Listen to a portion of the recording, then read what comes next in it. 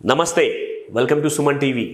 మార్కెట్లో ఫార్మా సెక్టర్లో చాలామంది చాలా విధాలుగా ఆలోచించేసేసి అసలు కోవిడ్ ముందు సంగతి ఏంటో కానీ తర్వాత సంగతి అయితే అసలు ఫార్మాదే ఫ్యూచర్, నెక్స్ట్ 10 years వరకు గుడ్డిగా ఇన్వెస్ట్మెంట్ చేసేద్దాం అని చెప్పేసి ఫార్మా సెక్టర్లో పర్టికులర్ స్టాక్స్లో ఇరుక్కున్న వాళ్ళు అసలు మనం లెక్క పెట్టలేం, వేలు పైన అంతమంది ఉన్నారండి. మీరు నమ్మినా నమ్మకపోయినా ఇది మాత్రం నిజం. ఎన్ని కైండ్ ఆఫ్ ఫీడ్బ్యాక్ జనాలు ఇచ్చారు. స్పెషల్లీ సుమన్ టీవీ ప్రేక్షకులు ఎవరెవరైతే ఫార్మా సెక్టర్లో కోవిడ్ లాక్డౌన్ డిక్లేర్ అయినప్పటి నుంచి చాలా స్టాకుల్లో ఇరుక్కున్నారు. 2020 నుంచి 2020లో కూడా మళ్ళీ వేరే స్టాక్స్ వేరే ప్రేక్షకులు కొన్నారు. ఇప్పటిదాకా అసలు తెల్లారుతుందా లేదా, ప్రాఫిట్ వస్తుందా లేదా, సరే కనీసం నేను పెట్టిన ఇన్వెస్ట్మెంట్ అని నాకు తిరిగి వస్తుందా లేదా అన్న కైండ్ ఆఫ్ టెన్షన్స్తో ఉన్నారు. అందులోనే బాగా అవుట్ పర్ఫామ్ చేసిన కంపెనీస్ ఉన్నాయండి, అని అండర్ పర్ఫామ్ చేసినవి కూడా తక్కువ లేవు, అవి కూడా బాగానే ఉన్నాయి. సో ముఖ్యంగా నేను మీకు ఇక్కడ చెప్పదలుచుకుంది ఏంటంటే, ఈ వీడియోలో సరే తప్పులు అందరూ చేస్తారు, కానీ రిపీటెడ్గా ఎక్కువగా తప్పులు చేసే వాళ్ళకి స్టాక్ మార్కెట్లో ఫ్యూచర్ అనేది ఉండదు. ఆ తప్పుల్ని కాస్త మినిమైజ్ చేసుకుంటూ లాభం ఇచ్చే స్టాక్స్ని ఇన్వెస్ట్మెంట్ ఎక్కువగా చేసుకుంటూ వెళ్తే ఆ జరిగిన లాసెస్ ఏవైతే ఉన్నాయో అది రాబోయే ప్రాఫిట్లో మనం కవర్ చేసుకోవచ్చు.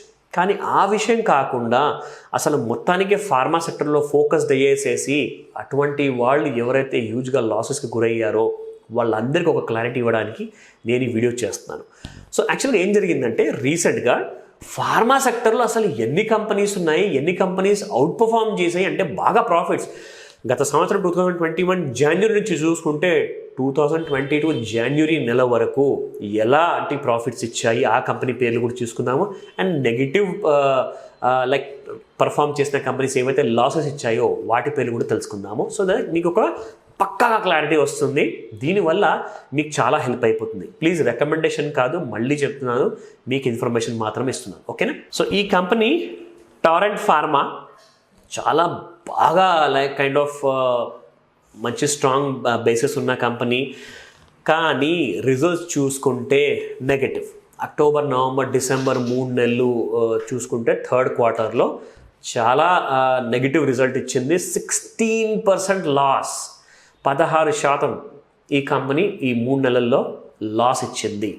అంటే చాలామంది కొనుక్కున్న వాళ్ళ పరిస్థితి ఏంటి? So will come to know, come on. So ఇది టారెంట్ ఫార్మా డీటెయిల్స్ నేను మీకు చూపిస్తున్నాను. ఈరోజు చూసుకుంటే దాదాపు 14% పడిపోయిందండి. ఇది 27th January 2022 వీడియో ఇది. సో 2710 రూపీస్లో ట్రేడ్ అవుతుంది. అండ్ కింద మీరు చూస్తున్నారు అవుట్ పర్ఫామ్ చేసిన అండ్ అండర్ పర్ఫామ్ చేసిన స్టాక్స్ అన్నీ ఇక్కడ ఉన్నాయి. రెడ్ నుంచి మరూన్ కలర్లో ఉన్నవన్నీ నెగిటివ్ పర్ఫార్మెన్స్, అండ్ గ్రే కలర్లో అన్నీ కూడా almost like less than 5% or -5% లాంటి స్టాక్స్ ఇవి. సో ఇందులో టాప్ పర్ఫార్మర్గా చూసుకుంటే Themis Medicare Limited and Kilitch Drugs, Alpha Laboratories చెప్పుకుపోవాలి అంటే చాలా ఉన్నాయి, మీరు చూడగలుగుతున్నారు. ఇందులో టాప్ పర్ఫార్మర్ అయ్యింది థెమిస్ మెడికేర్ లిమిటెడ్. దాదాపు 223% రిటర్న్స్ ఇచ్చిందండి 2021 జనవరి నుంచి 22 జనవరి వరకు. మిగతా అన్ని కంపెనీస్ కూడా చూసుకుంటే చాలా మంచి పర్ఫార్మెన్స్ ఇచ్చాయి. ఇండోకో రెమెడీస్ వరకు మనం చూసుకుంటే ఈ గ్రీన్ కలర్లో 28% రిటర్న్స్ ఇచ్చింది. SMS life 24%. అలాగే చూసుకుంటే చాలా కంపెనీస్ ఉన్నాయి ఇక్కడ. అండ్ ఎటువైపు వెళ్ళకుండా గ్లెన్మార్క్ -2%, నాట్కో ఫార్మా ఇవన్నీ కూడా నెగిటివ్ పర్ఫార్మెన్స్. అండ్ మన టారెంట్ ఫార్మా మనం చూడాలి.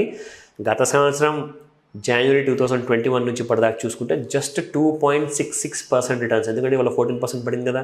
సో 14% ఇంక్లూడ్ చేసుకున్న somewhere about 16% kind of returns ఇవ్వడం జరిగింది. 16 to 17% కైండ్ ఆఫ్ రిటర్న్స్ ఇచ్చింది. అది కూడా ఈరోజు కుప్పకూలిపోయింది.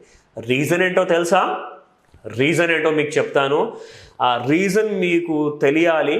ముఖ్యంగా నెగిటివ్ రిజల్ట్స్ రావడం వల్ల కాదండి. ఈ స్టాక్ ఏదైతే ఒక స్ట్రాంగ్ కైండ్ ఆఫ్ రెసిస్టెన్స్ ఉండిందో ఆ రెసిస్టెన్స్ నుంచి యూటర్న్ తీసుకోవడం జరిగింది.